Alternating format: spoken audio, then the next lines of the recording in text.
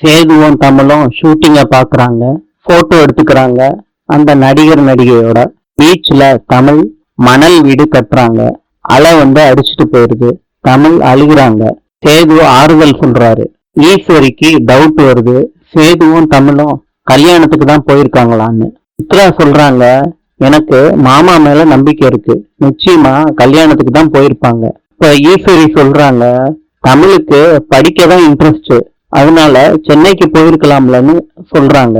அதுக்கு சித்ரா சொல்றாங்க, அதெல்லாம் சாத்தியமே இல்ல, கண்டிப்பா சேது படிக்கலாம் வைக்க மாட்டான் தமிழன்னு சொல்றாங்க. நந்தினி போன் பண்ணி போஸ வர சொல்றாங்க ஒரு ஹோட்டலுக்கு. அந்த ஹோட்டல்ல நந்தினி கிஃப்ட்ஸ் எல்லாம் கொடுக்கறாங்க போஸுக்கு.